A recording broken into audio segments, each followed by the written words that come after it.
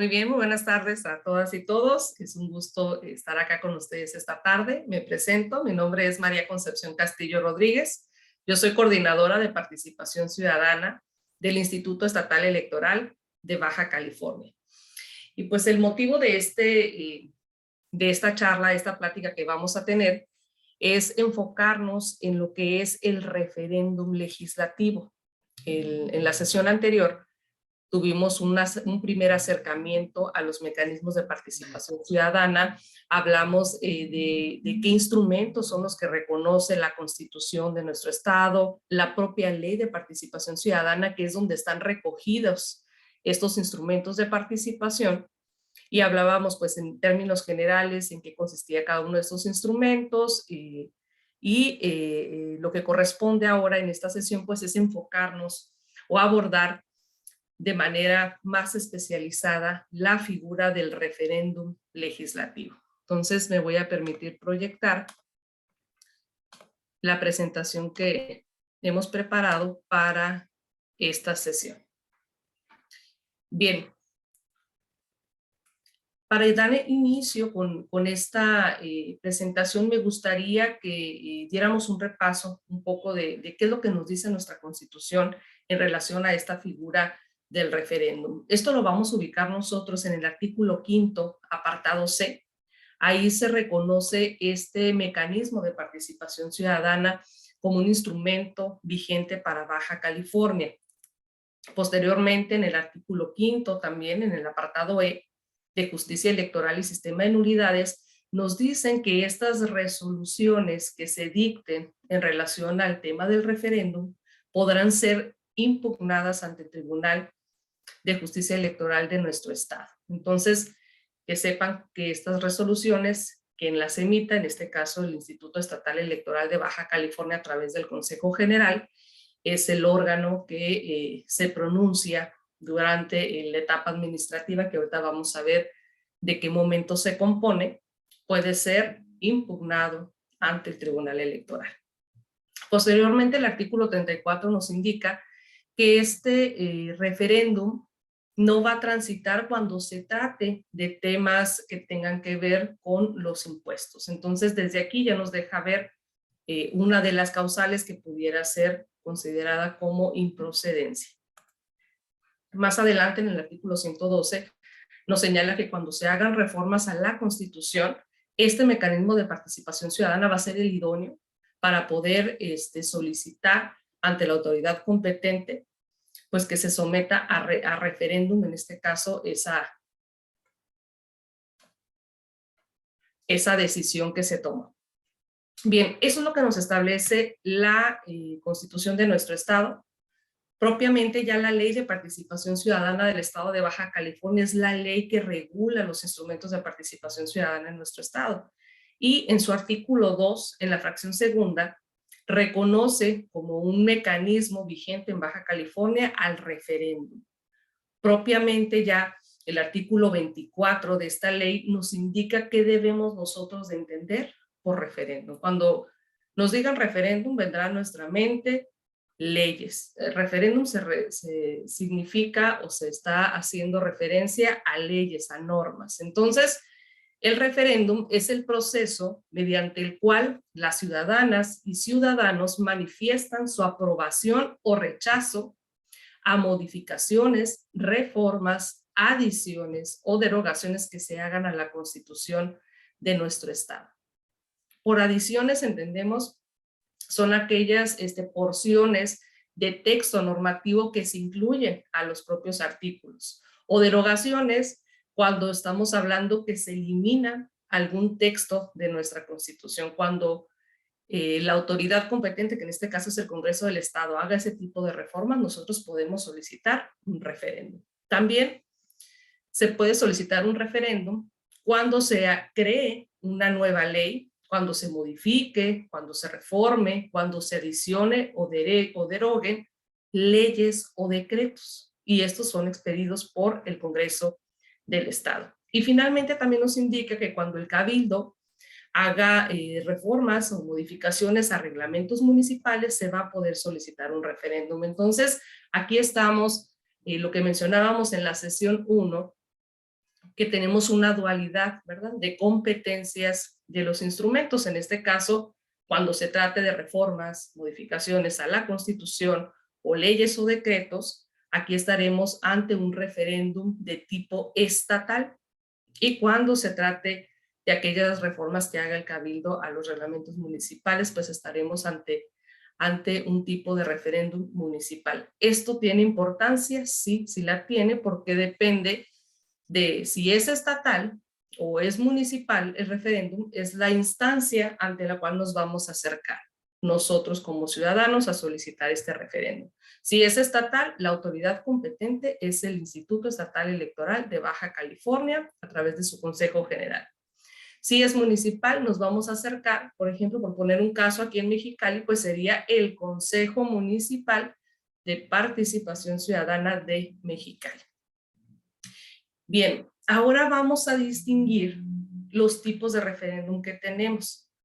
Hay 3 tipos y esto atiende a la materia. A la materia quiere decir al enfoque o de lo que va a tratar esa norma que yo deseo someter a referéndum.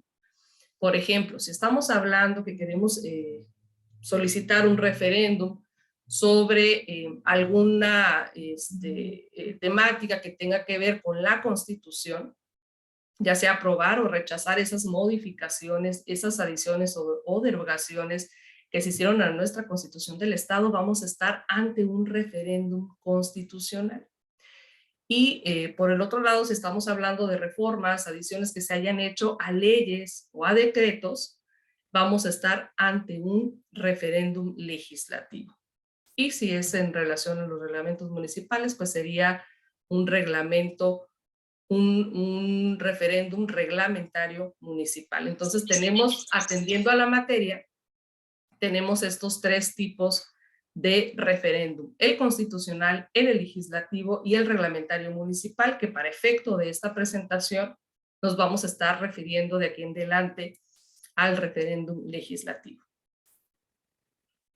También dependiendo de la eficacia, es decir, lo que estemos buscando nosotros que se logre a través de ese referéndum, hay 3 tipos, tipos que se identifican en la Ley de Participación Ciudadana. Eso lo vamos a encontrar en el artículo 25, fracción segunda, y nos dice que tenemos el tipo constitutivo, el tipo abrogatorio y el tipo derogatorio.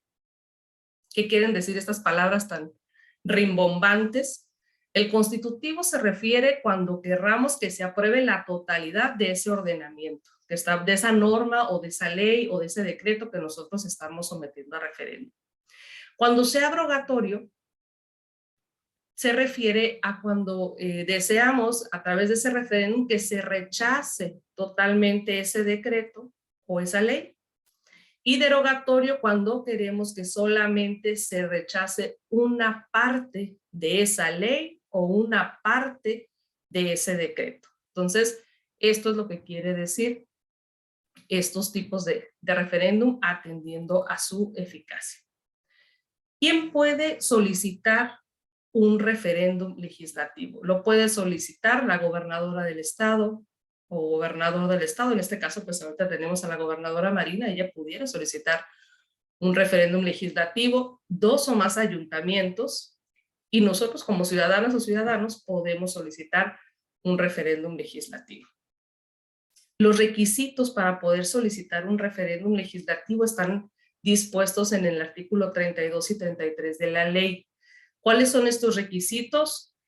Tener un representante común, establecer un domicilio para oír y recibir notificaciones, hacer la indicación de la norma o normas que van a ser objeto de referéndum, y por norma o normas puede ser una ley, puede ser un decreto que nosotros querramos someter a referéndum, la autoridad de la que emana la materia de referéndum. Si estamos hablando de referéndum legislativo, tendría que ser el Congreso del Estado, la exposición de motivos, es decir, por qué nosotros consideramos que esa ley o ese decreto debe ser sometido a referéndum. Y finalmente, pues lo más trascendental y lo más de peso, pues reunir el número de firmas para que esta solicitud de referéndum pueda ser considerada. ¿Y esto en qué consiste? En precisar nombre, firma y clave de la credencial de elector de por lo menos el 0.5% de la lista nominal. Por poner esto en perspectiva, en esta lámina podemos darnos cuenta de cuál es el listado nominal de Baja California que tenemos actual. De acuerdo al último corte que realizó el INE, que fue el 30 de diciembre de 2021, tenemos cerca de 2.900.000 ciudadanas y ciudadanos que están en la lista nominal. Y aquí me gustaría, lo mencionaba en la sesión 1, pero creo importante hacer la acotación de qué es la lista nominal o qué es también el padrón electoral. Vamos a partir de qué es primero el padrón electoral. El padrón electoral es el universo de personas del estado, por ejemplo, si situarlo en Baja California, es el universo de personas que tienen la mayoría de edad y que se acercaron al Instituto Nacional Electoral a solicitar una credencial para votar. Y la lista nominal es el universo de ciudadanos que, habiendo solicitado su credencial, la fueron a recoger, es decir, que ya cuentan con su credencial para votar y son susceptibles de poder participar en la próxima elección. Entonces, esa es la lista nominal. Entonces, la lista nominal es aquel universo que ya cuenta con una credencial para votar. Entonces, ahí tenemos cerca de estos 2.900.000 y ese porcentaje de apoyo que debe de reunirse para un referéndum legislativo es el 0.5%, que eso nos da aproximadamente 15.000 firmas. Aquí un dato importante es que la Ley de Participación Ciudadana no nos indica que deban de reunirse estas firmas con un porcentaje de cada uno de los municipios. Si aquí en Mexicali, por ejemplo, reunimos estas 15.000, es suficiente para que pueda considerarse esta solicitud. Entonces no tiene que ser de Tijuana, de Ensenada, de Playas de Rosarito, reunir determinado número para que pueda considerarse esa solicitud. Con que se reúnan esas 15.000 y esas 15.000 sean de Baja California, es suficiente. Y si son de Mexicali y están de perfecto, puede transitar. Aquí un dato importante, recordar que esta ley de participación ciudadana data del 2001.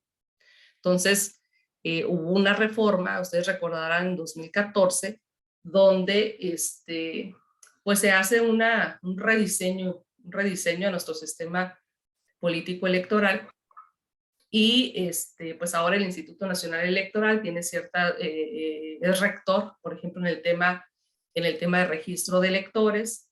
Recordarán que nosotros antes teníamos nuestra credencial para votar, teníamos nuestro propio registro electoral. En 2006 se deroga nuestra credencial estatal y bueno, ya ahora el Instituto Nacional Electoral es quien tiene esta rectoría del registro de electores, que es el que lleva todo el cuidado y los datos de lo que es el padrón electoral y de lo que es la lista nominal.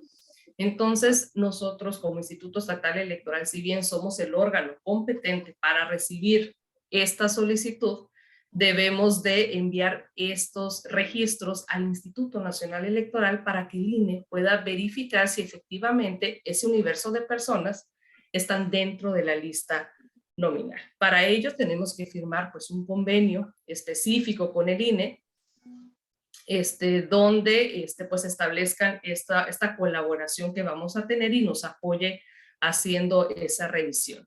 ¿Qué es lo que puede pasar cuando nosotros mandemos este universo de firmas? Bueno, el INE lo revisa en sus bases de datos y puede identificar lo siguiente. Puede ser que efectivamente se encuentren en la lista nominal de Baja California, pero también puede ser que se descarten estas firmas por los siguientes motivos. Es decir, se ubican en el padrón electoral de Baja California, más no en la lista nominal de electores, y ya sabemos por qué puede ser esta situación. ¿Por qué? Porque solamente fueron y se registraron, más no recogieron su credencial para votar. Puede ser que los haya ubicado porque el INE ensancha su búsqueda, no nada más no lo hace en Baja California, lo hace en todo el país. Entonces puede ser que encuentre esas firmas, pero correspondan a otra entidad, ¿verdad? Puede ser que estén en Sonora, puede ser que estén en Michoacán, puede ser también que se hayan dado de baja del padrón. ¿Por qué se darían de baja del padrón? Por defunción, desde que haya fallecido la persona, que se le hayan suspendido sus derechos político-electorales, que se haya hecho una cancelación o que haya un duplicado, también puede ser por ese motivo. Y pues que no se les haya identificado o que sean repetidos. Entonces, estos son los motivos por los cuales se pudiera descartar estas firmas de apoyo. Bien, como ya lo mencionamos, la autoridad competente, el órgano responsable para atender un referéndum legislativo es el Consejo General del Instituto Estatal Electoral de Baja California, quien tiene esta competencia. A nosotros nos corresponde todo, desde recibir la solicitud, tramitar esa solicitud y en su caso llevar a cabo todos los actos operativos para poder llevar a cabo la consulta y llevar, acercar estas urnas a la ciudadanía para que puedan manifestarse. Entonces nos corresponde todo el procedimiento. Bien, llegamos a una parte importante. Para atender estas solicitudes de referéndum legislativo hay un procedimiento interno que debe de seguirse en el Instituto Estatal Electoral. Es decir, una vez que ya vimos qué es el referéndum, que ya vimos cuáles son los requisitos que debemos de reunir, quién es el órgano competente, bueno, pues cuando ya llega ese momento en que se presenta una solicitud aquí en el instituto, ¿qué es lo que pasa con esa solicitud al interior del Instituto Estatal Electoral? Y ese procedimiento nos lo dicta la propia Ley de Participación Ciudadana y las sentencias que en la materia ya hemos tenido y que ha brindado tanto el Tribunal Electoral Local como la Sala Regional Guadalajara. Entonces, este procedimiento se divide en 3 etapas. La primera es la verificación de requisitos legales. La segunda etapa es un estudio sobre la trascendencia, es decir, si esta solicitud de referéndum es trascendente para la vida pública de Baja California. Y un tercer momento es declarar si es procedente o improcedente esta solicitud. Aquí mencionarles que estas 3 etapas son atendidas por la Comisión de Participación Ciudadana y Educación Cívica, que es una de las comisiones permanentes que tiene el Consejo General del Instituto Estatal Electoral. Es decir, esta comisión, por ejemplo, en la primera etapa de verificación de requisitos, se emite ese dictamen, se sube a pleno, es decir, se hace de conocimiento del Consejo General y de manera colegiada, el Consejo General determina si se aprueba o no se aprueba ese dictamen que presente la comisión. De igual manera, va a resultar para el dictamen de trascendencia y de igual manera se va a pronunciar el Consejo General cuando se presente el acuerdo de procedencia o improcedencia. ¿En qué consisten estas etapas? La primera etapa, que tiene que ver con la verificación, en la propia Ley de Participación Ciudadana se reconoce un plazo para que el Consejo General resuelva si esa solicitud de referéndum legislativo cumple con los requisitos legales que establece la Ley de Participación Ciudadana. Y para ello establece un plazo de 5 días hábiles, que es un plazo súper breve. Imagínense en este plazo de 5 días, esta comisión, esta solicitud llega a oficialía de partes. De oficialía de partes se turna presidencia del Consejo General. Presidencia la baja a la Comisión de Participación Ciudadana y nosotros como comisión tenemos que contabilizar cómo se recibieron esas firmas. Posteriormente, capturar en el sistema de la manera en que el Instituto Nacional requiere que nosotros le compartamos esa información, porque el Instituto Nacional Electoral no puede revisar, no va a revisar los formatos donde se recabaron esas firmas. Tenemos que trasladarlas nosotros a un sistema de captura y ordenarlas de la manera en que el INE lo requiere para poder buscar en sus bases de datos. Y una vez que se concluya esto, enviarlo al Instituto Nacional Electoral, que el Instituto Nacional Electoral haga esa búsqueda y que nos regrese un informe donde nos indique qué fue lo que encontró en sus bases de datos. Entonces, y para ello esta comisión tiene que llevar por lo menos una reunión de trabajo con los integrantes de la comisión. Después sesionar para que se apruebe por la comisión y después subirlo a pleno. Entonces, estos 5 días hábiles, de acuerdo a todo el trámite que tiene que hacerse aquí internamente, pues es insuficiente.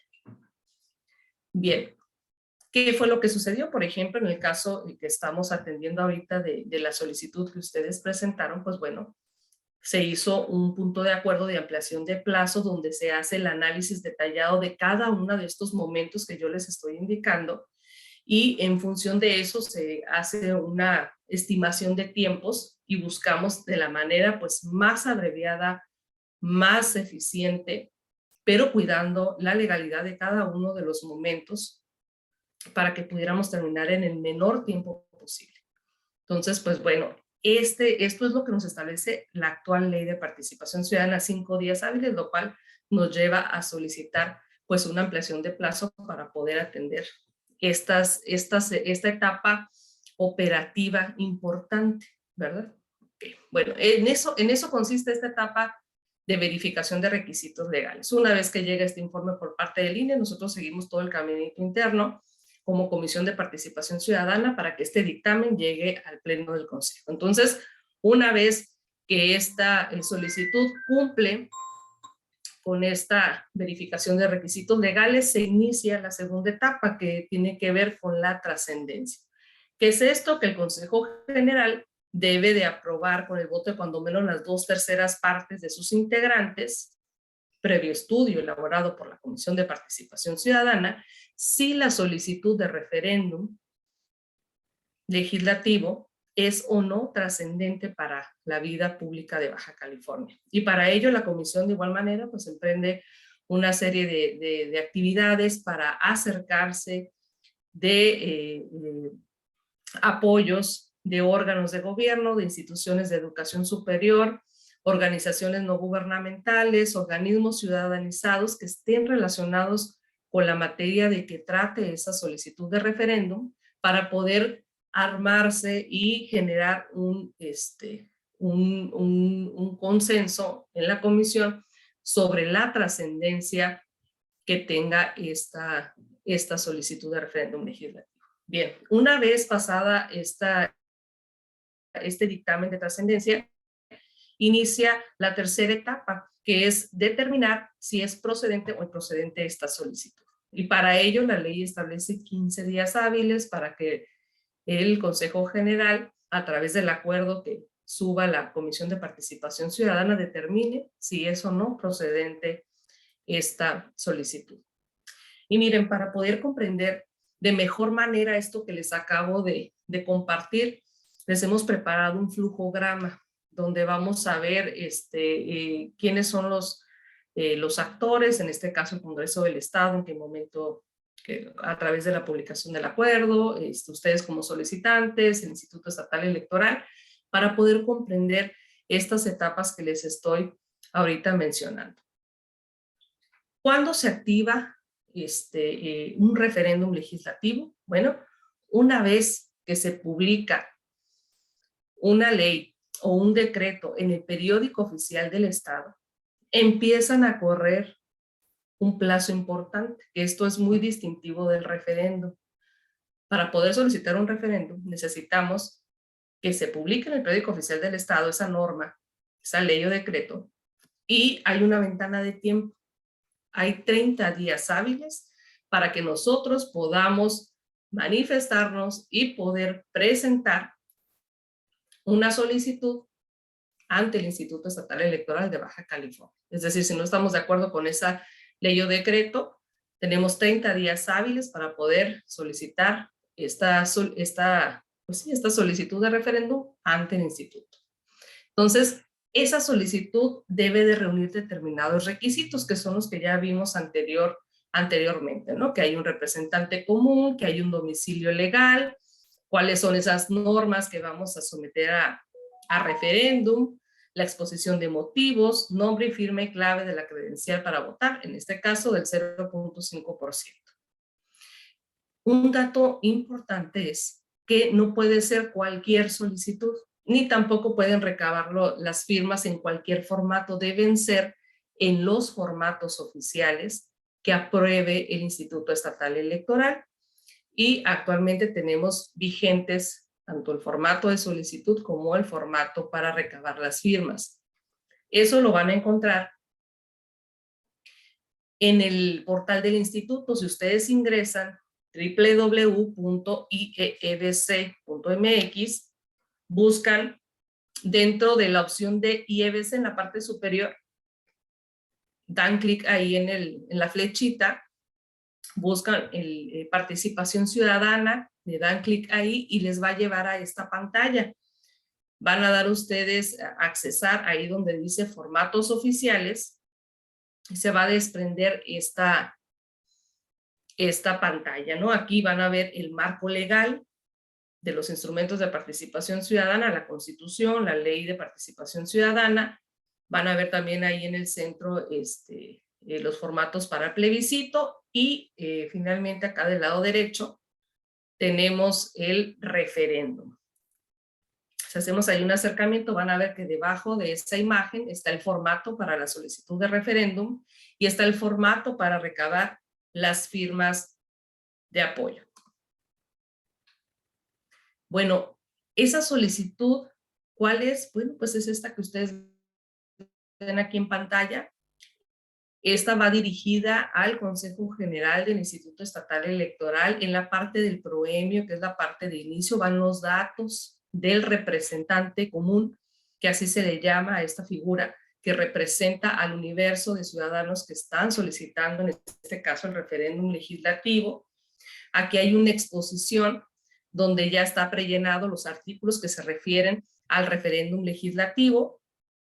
Y en las fracciones siguientes de este documento vamos a ver cuáles son los datos que debe de llenarse, que corresponden con los requisitos legales que ya vimos anteriormente. Nombre del representante común, domicilio para oír y recibir notificaciones, indicación de la norma o normas objeto de referéndum, autoridad de la que emana la materia de referéndum, la exposición de motivos por las cuales consideran necesario someter esa norma o normas a referéndum. Y finalmente la petición, que se les tenga en tiempo y forma solicitado, se someta a referéndum el tema que ustedes estén considerando y pues la firma, ¿no? Fecha y el dato, los nombres del representante común y su firma autógrafa. Eso es el formato de solicitud. Y el formato para recabar las firmas de apoyo es este que ven ustedes aquí en pantalla. Estos formatos, al igual que la propia solicitud, tienen campos sensibles.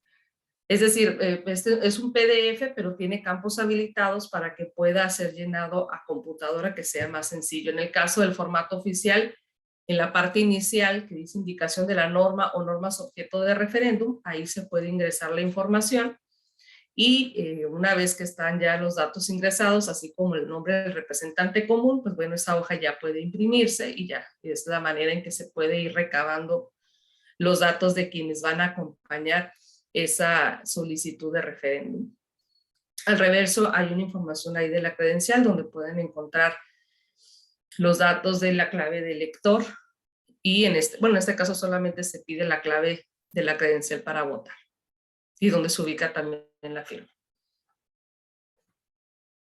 Bueno, entonces esta es cómo debe de presentarse esa solicitud en esos formatos y debe ser ante el Instituto Electoral. Una vez que nos llega aquí a nosotros, llega a través se presenta en la oficialía de partes del Instituto Estatal Electoral y el instituto lo que hace es recibir esa solicitud y asignarle un número consecutivo. Se le asigna una clave. Después lo que corresponde es que el instituto, como les mencionaba, es que lleve a cabo una verificación de los requisitos legales, es decir, si esa solicitud cumple o no cumple con esos requisitos legales. Ya hablábamos del plazo de 5 días hábiles. Si no cumple con los requisitos legales, hasta ahí queda ese procedimiento, es decir, se desecha de plano la solicitud y ya no continúa su camino. En caso de que sí cumpla con esos requisitos legales, se notifica al Congreso del Estado y a los solicitantes. Al Congreso del Estado se le indica cuál es la norma que están solicitando se someta a referéndum, se le envía la exposición de motivos que adjuntó el grupo de solicitantes y se le indica un plazo para que nos haga llegar sus consideraciones. También a la vez inicia el plazo o el término para que la Comisión de Participación Ciudadana realice el estudio de trascendencia y se determine si es o no trascendente esta solicitud de referéndum legislativo. El Congreso del Estado, una vez que fenece ese plazo, debe de remitir al Instituto Estatal Electoral la exposición de motivos de esa ley o decreto que se está sometiendo a referéndum y los argumentos que considere a favor de esa ley o decreto. A partir de que nosotros recibimos esa exposición de motivos, empieza a correr un plazo de 15 días hábiles que les comentaba,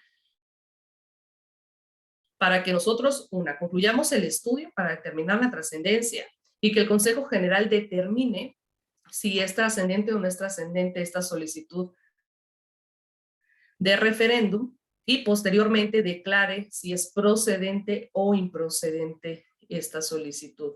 Aquí me gustaría que viéramos cuáles son esas causales de improcedencia que establece la Ley de Participación Ciudadana. Estas las van a encontrar en el artículo 47 de la Ley de Participación Ciudadana del Estado de Baja California. Una de estas causales de improcedencia es que la norma no sea trascendente para la vida pública del Estado. Y aquí vamos a ver que en dado caso que esta solicitud de referéndum legislativo se declare intrascendente y que además el motivo por el cual se indica que es improcedente es por el solo hecho de ser intrascendente, es decir, no hay ninguna otra causal de improcedencia, solo la intrascendencia de esa solicitud. Aquí hay un artículo de la Ley de Participación Ciudadana que indica que cuando se determine o se declare que una solicitud es improcedente por el solo hecho de ser intrascendente, el grupo de solicitantes podrá presentar el 1% de firmas adicionales de personas que estén en la lista nominal de Baja California, y eso tiene que hacerlo dentro de un periodo de 30 días naturales. Ahí estaríamos con ese solo hecho de presentar ese número de firmas y que efectivamente estén en la lista nominal de Baja California, ya se consideraría trascendente y por tanto procedente. Entonces, este es un dato importante. Otra de las causales de improcedencia es que la norma no sea objeto de referéndum, es decir, ya vimos que había una ventana de tiempo cuando se publica en el periódico oficial del Estado y bueno, pues supongamos que pasaron 60 días hábiles, pues bueno, pues ya no puede ser objeto de referéndum o que se trate de temas que son restringidos, por ejemplo, también, ya vimos algunos temas que no pueden ser objeto del referéndum, lo veíamos en la sesión anterior. Bueno, pues esa sería una causa de improcedencia. Otra, dice, la solicitud se haya presentado en forma extemporánea, que precisamente pudiera ser ese tema, ¿no? Que eran 30 días hábiles y se presentó en el día 35 de hábil. Bueno, pues ya está de manera extemporánea fuera del tiempo. Entonces es importante que veamos el tema de los días hábiles. Una vez que se publica en el periódico oficial del Estado, a partir del día siguiente se empiezan a contar los días hábiles. ¿Cuáles son días hábiles?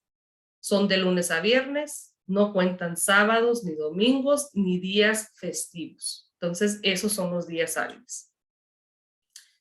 Bien, otra causal es que la solicitud no cuente con firmas de apoyo auténticas, que no aparezcan en la lista nominal, que el porcentaje sea menor al de la ley o que no se encuentren los datos registrados en el padrón. Recuerdan que veíamos todo el caminito que debemos de observar cuando esas firmas se recaban, ¿no? Todo el procedimiento que se hace interno se manda al INE y el INE revisa que efectivamente esos ciudadanos sean ciudadanos que correspondan a la lista nominal de Baja California, que efectivamente una vez que veamos ese informe, observemos que el porcentaje sea igual o superior al que pide la ley, en este caso el 0.5%, y pues bueno, tienen que estar registrados en el padrón para que puedan aparecer en la lista nominal. Otra de las causales es que la norma o normas objeto del referéndum se hayan modificado, es decir, que aquello que se aprobó y se publicó en el periódico oficial del Estado, pues resulta que se modificó por el Congreso del Estado y pues ya no es la misma norma, ya es otro ajuste que se realizó y ya no es objeto de referéndum.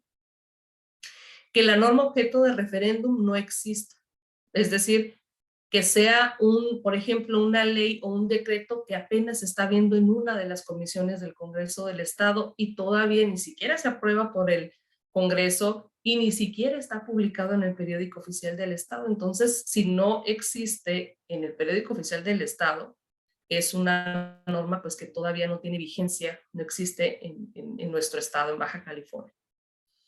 Otra de las causales es que el escrito sea insultante o atente contra las instituciones, es decir, que ustedes presenten esa solicitud ante el Instituto Estatal Electoral y que esa solicitud pues, denigre a la institución, se presente en un sentido negativo hacia el ejercicio, el trabajo, el desempeño de la institución, pues bueno, ahí en ese caso se va a declarar improcedente. Otra de las causales es que el escrito de solicitud no contenga una relación directa entre los motivos expuestos y la norma.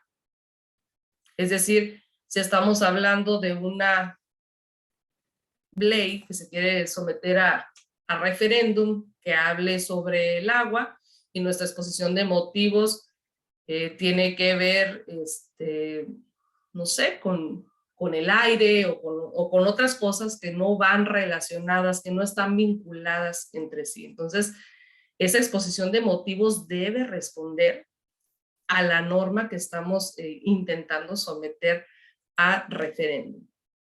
Entonces, esas son las causales de improcedencia que vamos a encontrar en ese artículo de la Ley de Participación Ciudadana y que son aplicables al referéndum legislativo. Bueno, ¿qué pasa si se declara que no es procedente? Que es lo que mencionábamos. Si se declara que no es procedente,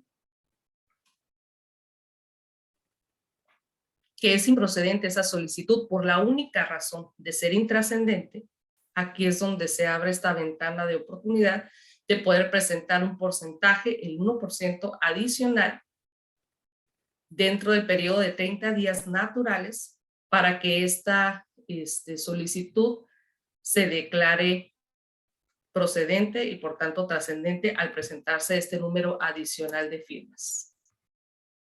¿Y qué pasa si se declara que sí tiene, es procedente esta solicitud? Bueno, pues entonces se emite el acuerdo de procedencia del referéndum. Aquí se va a señalar el efecto en el que se está admitiendo, si es constitutivo, abrogatorio o derogatorio, que es lo que veíamos en un inicio, y se tiene que notificar al Congreso del Estado. Y finalmente, al ser procedente, pues se publica el acuerdo de procedencia en el periódico oficial del Estado y a partir de este momento inicia ya el proceso de consulta de referéndum. Entonces, a partir de este momento, nosotros ya vamos a estar ya vamos a dejar esta parte administrativa de esos 3 momentos en los que se divide el procedimiento y entraríamos a la parte operativa. ¿Cuáles son las etapas de ese proceso operativo, que es el proceso de consulta? El artículo 53 de la Ley de Participación Ciudadana nos indica que se divide en 4 momentos, que es la preparación, la jornada de consulta, cómputos y calificación de resultados y la declaración de los efectos. ¿En qué consiste cada una de estas etapas? La etapa de preparación del proceso de consulta inicia con la publicación del acuerdo de procedencia en el periódico oficial del estado de Baja California y concluye al iniciarse la jornada de consulta. Déjenme comentarles que esta etapa de preparación es la más amplia, la que nos va a llevar mayor tiempo, porque hay una serie de actividades que tiene que realizar el Instituto Estatal Electoral, como por ejemplo, y el primero de ellos es aprobar el proyecto para la realización del proceso de referéndum. ¿Esto qué quiere decir? Tenemos que ver toda la parte operativa, el personal, todos los insumos,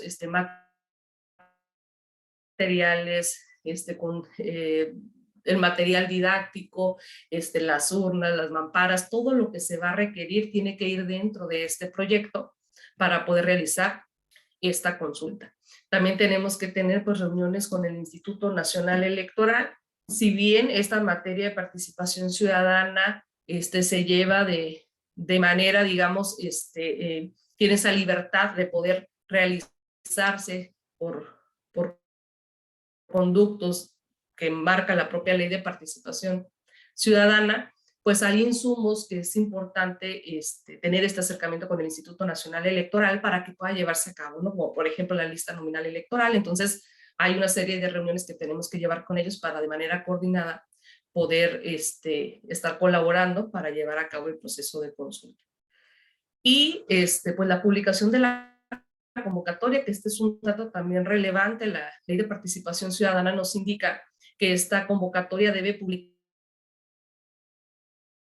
por lo menos 60 días hábiles antes de que se lleve la consulta, ¿no? Esto tiene un sentido. ¿Por qué? Porque, pues bueno, tiene que llevarse a cabo toda una campaña de difusión para buscar la mayor participación ciudadana y que los ciudadanos estén pues enterados tanto de los argumentos a favor, en contra de lo que sería el referéndum, ¿no? Entonces, esa es la campaña de divulgación que tiene el Instituto Electoral que emprender, ¿no? De hecho, se aprueban topes de gastos de campaña, tanto para el grupo de solicitantes como para, en este caso, digamos, el Congreso del Estado que quisiera realizar alguna campaña de difusión. Esto se va a establecer como un tope de gastos de campaña.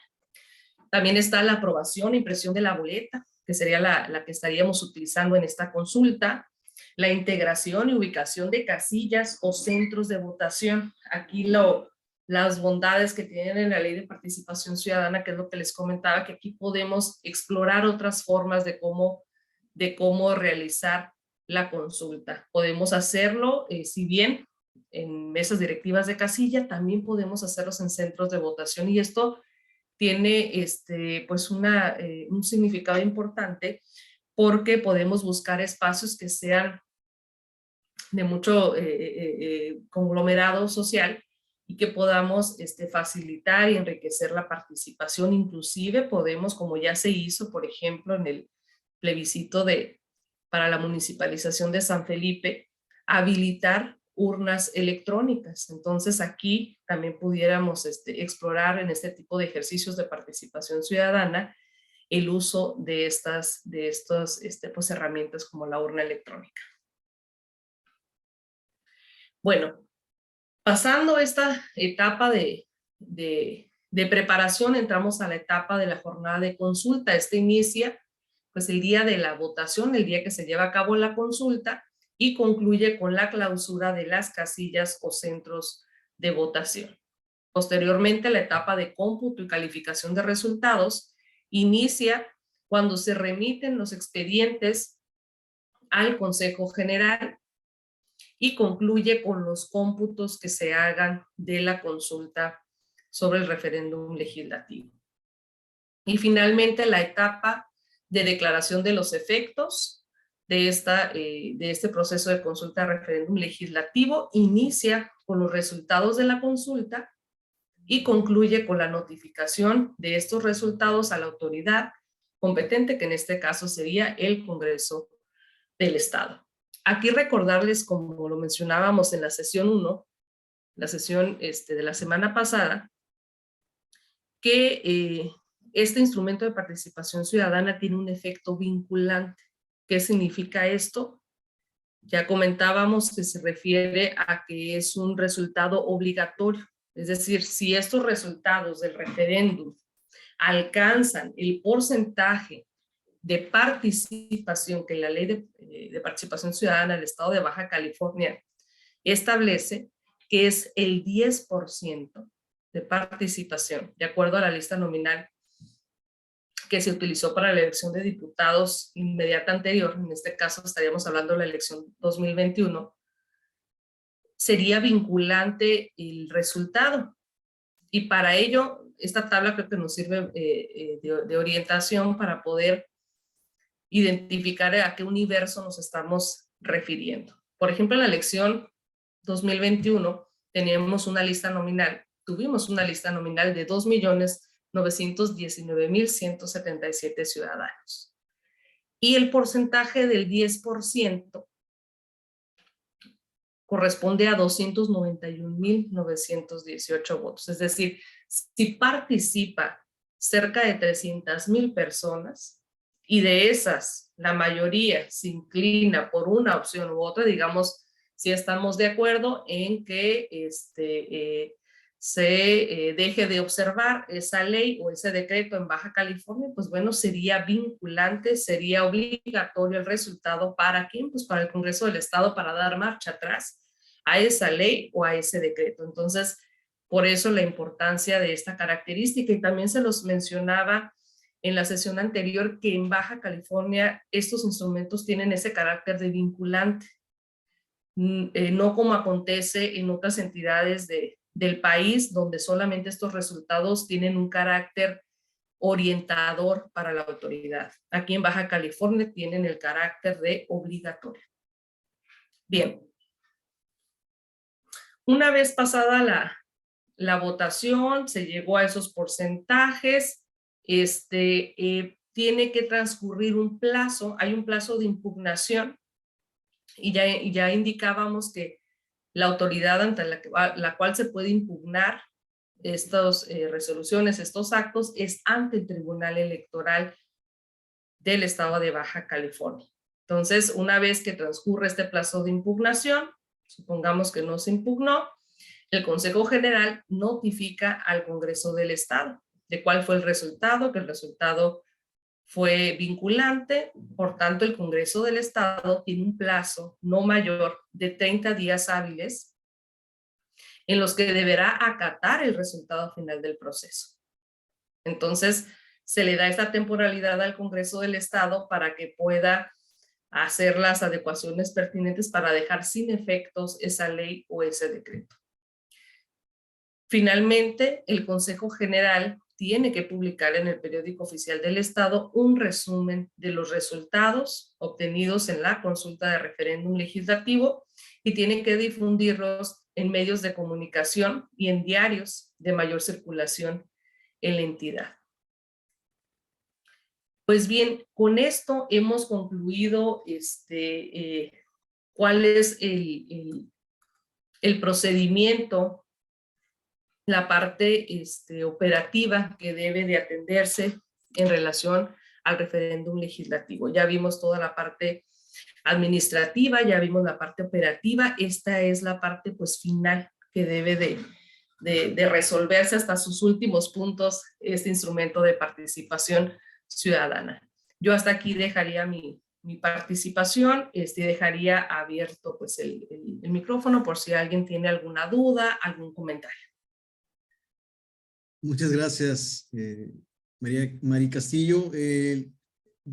pues es un buen momento ahorita para poder liberar algunas dudas. Digo, sabemos que Baja California, por ejemplo, tiene baja participación ciudadana al momento de la votación. Entonces es un gran reto, pues que se logren juntar más de 300,000 votaciones en el momento de la jornada de consulta, ¿verdad? A diferencia del plebiscito que es menor, ¿no? Nos explicaba también en la sesión anterior. Entonces, pues digo, amigos y amigas del Estado, si gusta alguien tuviera alguna pregunta, la licenciada aquí en el instituto, pues es el momento.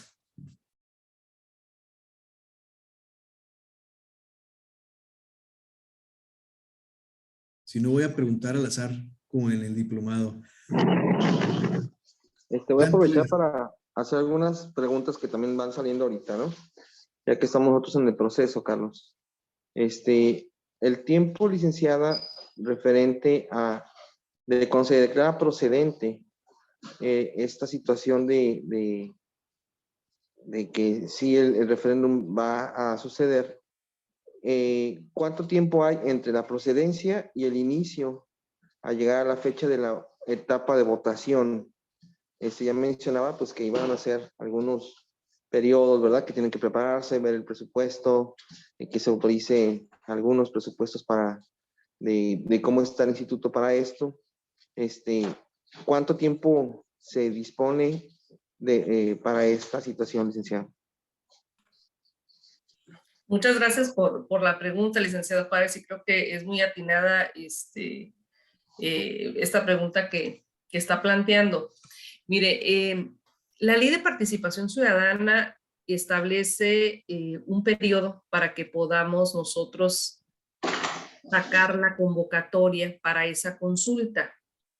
Una vez que se aprueba ese acuerdo de procedencia, nosotros tenemos como fecha tope, digamos, un límite de por lo menos 60 días hábiles para poder llevar a cabo la jornada de consulta. Entonces, dentro de ese periodo, se considera prudente para que el Instituto Estatal Electoral pueda llevar a cabo las actividades propias que les indicaba pues en la etapa preparatoria, que es la más amplia que tenemos, ¿no? Estos 60 días hábiles pues se traducen aproximadamente en 3 meses y medio para poder llevar a cabo la jornada de consulta. Entonces, muy posiblemente en ese periodo nosotros podamos atender todas las actividades hacia el interior para poder organizar esta consulta.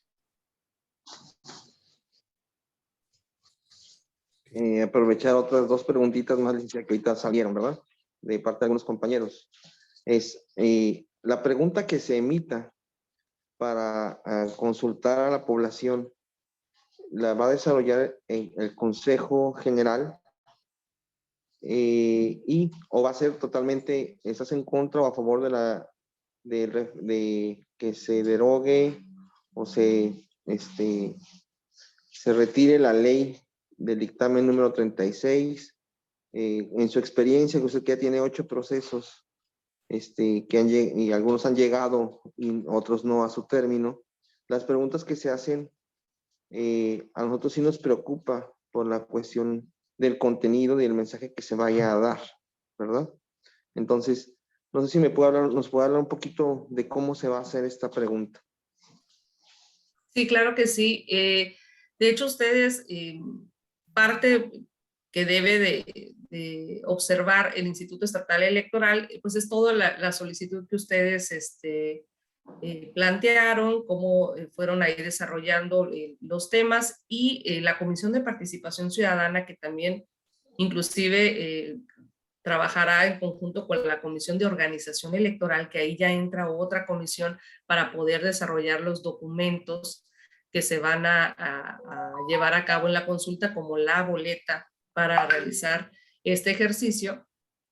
Tendrá que analizar el cómo llevar a cabo la pregunta, ¿no? Entonces, muy seguramente usted como representante de este grupo se le puede estar pues dando vista o participando en este ejercicio, ¿no? Pero sí tiene que analizarlo y aprobarse por el Consejo General, el cómo se va a preguntar, porque esta parte pues también es importante y sobre todo que el Instituto Electoral tiene que cuidar pues precisamente que no vaya hacia un sentido ni a otro, ¿no? Que sea de manera objetiva para que la propia ciudadanía, a través del sí y a través del no, que son las respuestas que va a haber en la papeleta, va a ser una pregunta única y tiene que responder sí o no. Entonces, esta parte sí es una parte muy importante, es una parte pues muy delicada inclusive.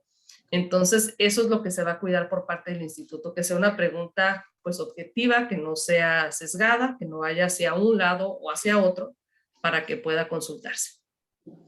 Y otra pregunta que salió aquí en los chats es, ¿habrá un tope de campaña? ¿Hay topes de campaña para eso? Porque me imagino, como hay una autoridad a la que estamos cuestionando, y nosotros tendremos que salir a hacer una campaña de que voten a favor de, ¿existen topes en este caso? Sí, la ley de participación ciudadana reconoce esta parte, ¿no? Que el Instituto Estatal Electoral debe establecer topes de campaña, tanto para ustedes como grupo solicitante, como para la autoridad, en este caso Congreso del Estado, para que puedan hacer esta campaña de difusión. Entonces sí, hay un tope y pues buscando precisamente equilibrar, ¿verdad? El grupo de solicitantes con el poder legislativo para que no puedan sobrepasar ese tope de gastos de campaña. Otra pregunta que está saliendo aquí es la siguiente. El tope de campaña, ¿no tenemos el presupuesto aún? ¿Cómo, perdón? ¿El presupuesto de campaña todavía no está fijado en la ley o ya está fijado? No, nada más, la ley de participación ciudadana reconoce esta parte que el instituto tiene que establecer ese tope de campaña. Llegado el momento, se va a hacer el análisis para poder determinar ese tope de gasto para la difusión y se les va a hacer saber a ambas partes para que puedan tener con oportunidad esta información y puedan hacer la difusión. Sí, porque estaríamos en total desventaja. Estamos contra el Congreso del Estado, que tiene todo el presupuesto, y aquí toda la ciudadanía, pues también, bueno, no somos menos, sí tenemos bastante participación, sin embargo, sí es importante ir viendo cómo va a ser esta confronta. Otra pregunta que hay por acá, que vale la pena profundizar, es ¿cuáles normas determina la Constitución u otras leyes que no son objeto de referéndum? Okay. En este caso legislativo. Muy bien, antes de responder esa, me gustaría mencionarle que creo que es una parte plausible que tiene la ley de participación ciudadana que le dé esa responsabilidad al Instituto Estatal Electoral para establecer ese tope de campaña, porque precisamente en función de eso creo que es la iluminación del legislador de buscar establecer un equilibrio, porque siempre vamos a estar, pues ciudadanía, gobierno, ¿verdad? Gobierno acá y ciudadanía acá, pues entonces no es el mismo poder económico que hay entre un ente y el otro, ¿no? Entonces creo que el Instituto Estatal Electoral entra para estar en una balanza y que hay un tope pues asequible tanto para ustedes y pues seguramente que pueda la autoridad ceñirse a ese tope de campaña, además de que el propio Instituto Estatal Electoral llevará esta campaña de difusión a favor y en contra, ¿verdad? De lo que nos dé una parte y la otra. Entonces haremos lo propio en esa objetividad. Respecto a su otra pregunta, veíamos que la propia Constitución de nuestro Estado señala una limitante. Ahí la deja ver claramente en el artículo 34 que nos dice cuando se trate de temas de impuestos, temas de gastos, no va a ser posible llevar a cabo un referéndum. La propia ley de participación ciudadana hace una serie de señalamientos de las causales que pudieran ser de improcedencia y que aquí las acabamos de analizar. Entonces, de lo que tenemos ahorita al alcance, nosotros, su servidora, pues es lo que observamos en la Constitución, lo que observamos en la Ley de Participación Ciudadana, que pudiera incurrir una solicitud de estas magnitudes en ese sentido, ¿no? Sí, en este caso, pues nuestra solicitud no va en torno a eso, entonces no nos desestima, ¿verdad? Vamos a decir en este tema, ¿no? Así es. Ahí ya revisando la documentación y la exposición de motivos, pues ya viene, ahí lo irá desmenuzando ya la comisión, ¿verdad? Que es la que le corresponde hacer esta revisión. Sí, pues no sé si hay alguna otra pregunta por ahí, entre los chats, los grupos que se está difundiendo esta información, para poder aquí aprovechar que tenemos la presencia de la licenciada Castillo, que pues ya tiene bastante experiencia en estos procesos, ¿verdad? Licenciada, por ejemplo, quiere decir que como en los partidos políticos y cuando va a haber campañas electorales, el Instituto Estatal Electoral va a asignar recursos a la ciudadanía para promover, digamos, de alguna forma el referéndum, o solamente va a ser el instituto el que va a estar haciendo alguna campaña de difusión para incentivar la participación ciudadana, me refiero. Sí, correcto. El Instituto Estatal Electoral llevará dentro de ese proyecto, recuerden que hablábamos de un proyecto para la realización de la consulta, que es lo que el instituto tiene que elaborar, es su primera carta para poder partir y organizar esta consulta, tiene que establecer ahí un recurso para llevar a cabo esta difusión, esta divulgación, ¿no? Se llama campaña de divulgación, la lleva el instituto y es el sí y el no para promover que participe la ciudadanía. Y lo que hace, es lo que le mencionábamos ahorita al licenciado Juárez, es sí establecer, o sea, sí se les da como, digamos, lo podemos ver desde otra perspectiva y decir, está la libertad de que el grupo de ciudadanos, si está interesado en también hacer la difusión, lo puede hacer, pero hasta este margen de tope de campaña. Y la propia autoridad, Congreso del Estado, también lo puede hacer, pero hasta este tope de campaña, es decir, establecer un piso parejo, tanto para la autoridad como para los solicitantes, buscando que sea un equilibrio, ¿verdad? Algo que pueda funcionar para ambas partes. Y el instituto, por su propia parte, haría la difusión. El dar recurso a la parte ciudadana, en ese sentido no pudiéramos realizarlo, pero lo que sí tenemos ese compromiso de decir nosotros realizar esa campaña de difusión y divulgación. Por ejemplo, si tuviera con esta claridad, ¿verdad? De que al ciudadano, pues, o sea, en este caso, a nuestro representante, pues no se asignaría recursos, pero si tuviéramos, por ejemplo, alguna asociación civil en Tijuana, otra en Ensenada y otra en Mexicali, digamos, y otra en Tecate, ¿sí? Se pudieran hacer convenios con el Instituto Estatal Electoral para que pueda hacerse esta difusión también de una manera coordinada. Sí, yo creo que ahí no habría problema alguno, siempre y cuando al final del día esa difusión, digamos, también va a llevar un cierto costo, un cierto, lo que vaya a erogar esa asociación civil entraría dentro de ese tope de campaña o de tope de campaña de divulgación que se establecería para, en este caso, ustedes, ¿no? Entonces, yo creo que no hay ningún problema que se puedan sumar grupos que tengan ustedes para poder hacer esa campaña de difusión, siempre y cuando, pues bueno, todo eso se llevará en el registro de lo que ustedes van erogando para hacer estas campañas de difusión.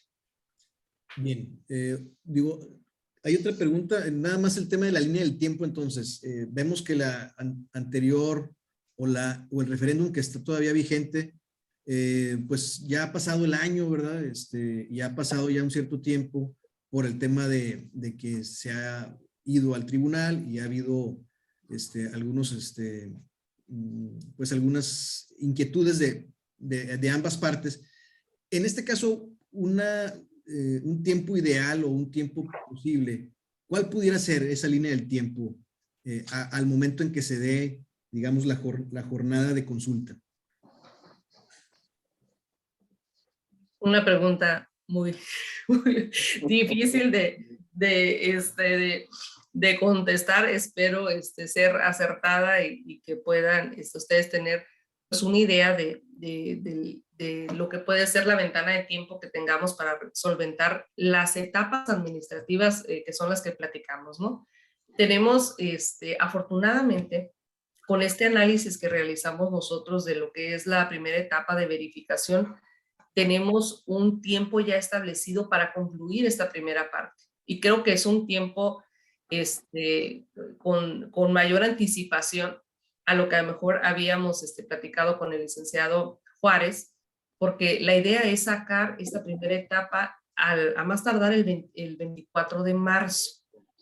Entonces, que ya podamos estar concluyendo la captura, y seguramente puede ser un poco antes, pero el tiempo, digamos, está a esa fecha para llevar a cabo la verificación, estas comunicaciones con el INE, que regrese el informe, tener con ustedes una garantía de audiencia que ya se le informará formalmente al licenciado Juárez para que pueda conocer ese informe previo a que la comisión vaya a resolver a través de su dictamen de verificación de requisitos, y bueno, que el Consejo General lo pueda ver en sesión. Después de ahí siguen las etapas de trascendencia y de procedencia, que aquí es una etapa también bien importante porque pues el Instituto Estatal Electoral no es conocedor de todas las materias, ¿no? Entonces, para poder hacernos un criterio, necesitamos consultar a instituciones que tengan relación con la materia que trata el referéndum para poder nosotros tener elementos y determinar si es o no trascendente. Entonces, ahí es un tiempo que también es importante que nosotros consideremos, ¿no? Entonces, estamos hablando marzo, abril, quizás mayo, junio, y tener el dictamen de procedencia julio, agosto, ¿no? Entonces, muy posiblemente esa pueda ser los periodos en los que podamos estar resolviendo. Y una vez que resolvamos, pues ya mencionábamos el tiempo que tenemos para la emisión de la convocatoria, que son por lo menos 60 días hábiles. Entonces, muy posiblemente por septiembre,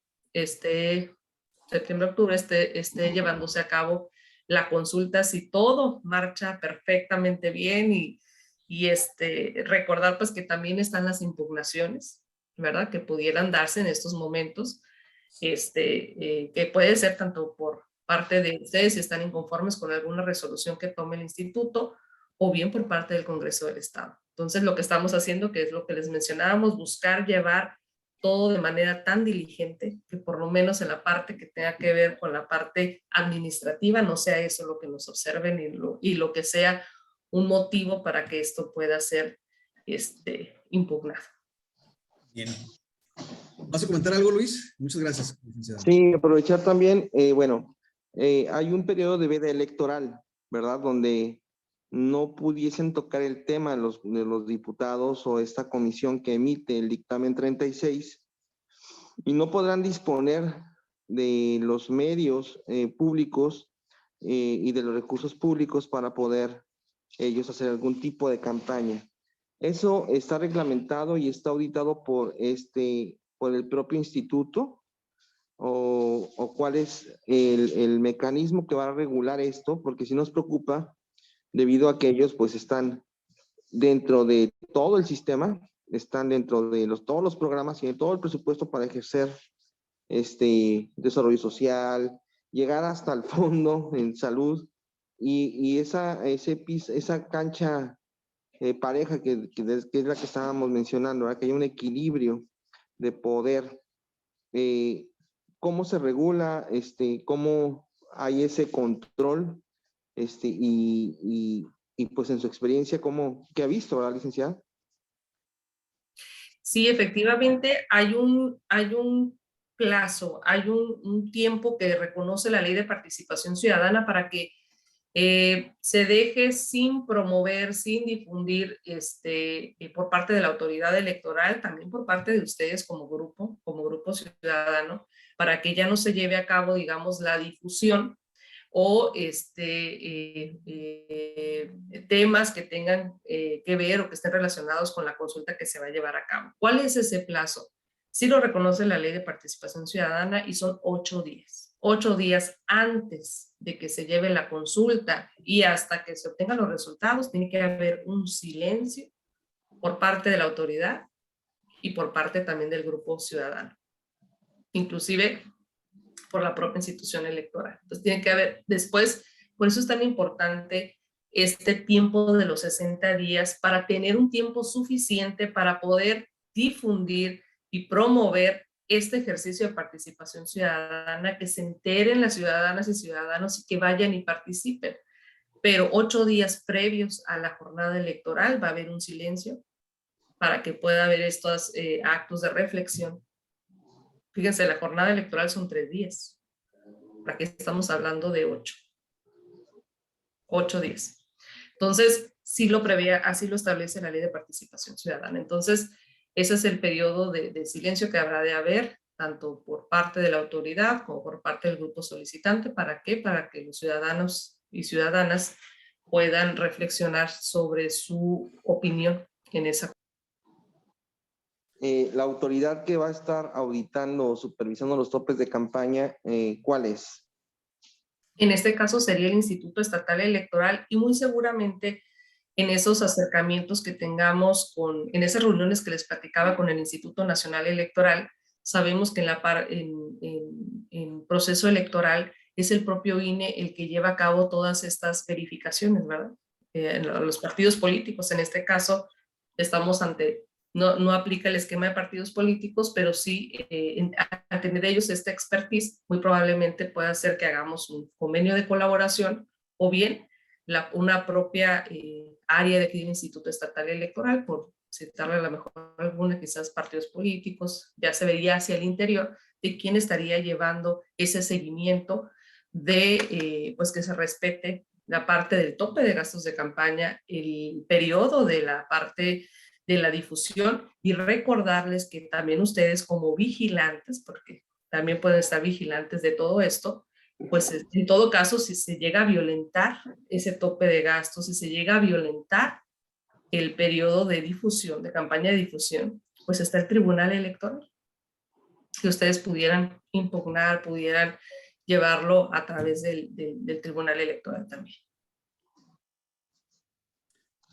Gracias, licenciada. Bien, pues digo, con esto concluiríamos la sesión de esta sesión segunda. Agradecerle al Instituto Estatal Electoral por medio de la persona licenciada María Castillo, y a ustedes, pues, que están integrándose en esta sesión. Les recuerdo que este video de esta capacitación se va a estar subiendo a la plataforma de Fe y Compromiso Social para que le puedan dar seguimiento o una revisión a este mismo video, que quedaría como una capacitación de participación ciudadana. Agradecerle pues de nuevo a usted, licenciada, y a todos en esta sesión. Pues voy a dar por terminada aquí la grabación, y ahorita nos quedamos para algunas cierres. A nombre de los ciudadanos de Baja California, pues enhorabuena.